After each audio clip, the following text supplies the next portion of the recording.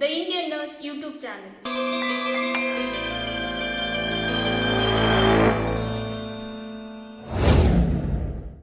In this episode, I'll be dealing anatomy subject unit 3rd muscular system. let's start. Mention the contents of popliteal fossa.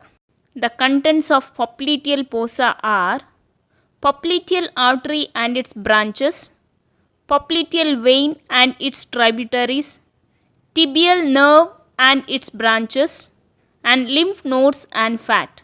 So here you have to remember popliteal artery and its branches and tibial nerve and its branches.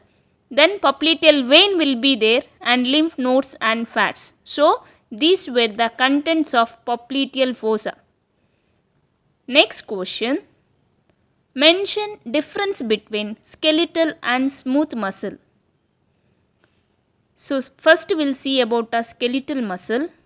Skeletal muscles were voluntary in nature, multinucleated muscle fiber and attached to bones, whereas smooth muscle involuntary in nature, uninucleated muscle fiber and generated from walls of the esophagus, stomach, intestine and bronchi.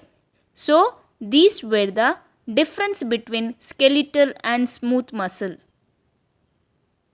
Next question. Muscles used for intramuscular injection. So mainly 4 muscles are used for the intramuscular injection.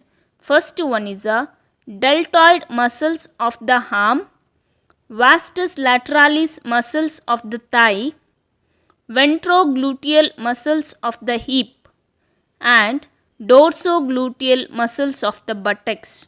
So here the muscles: deltoid muscle, vastus lateralis muscle, ventrogluteal muscle and dorsogluteal muscles. So these muscles used for intramuscular injection. Next question.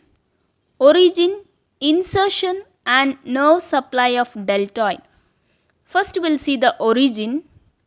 Anterior fibers arise from anterior border of the lateral 1/3 of the clavicle, and the insertion deltoid tuberosity of the humerus, and nerve supply is axillary nerve.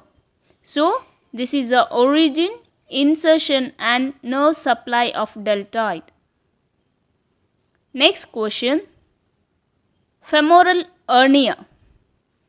A femoral hernia occurs when tissues pushes through a weak spot in the muscle wall of the groin or inner thigh. Once again I'll repeat. A femoral hernia occurs when tissues pushes through a weak spot in the muscle wall of the groin or inner thigh. Main causes were overweight and overstraining. So this is about femoral hernia. Next question. Name the contents of the femoral triangle. Femoral nerve, femoral artery, femoral vein and femoral canal are the contents of the femoral triangle. The femoral artery, femoral vein and femoral canal are contained within a fascial compartment is known as a femoral sheath. So here you have to remember femoral nerve, femoral artery, femoral vein and the femoral canal were the contents of the femoral triangle.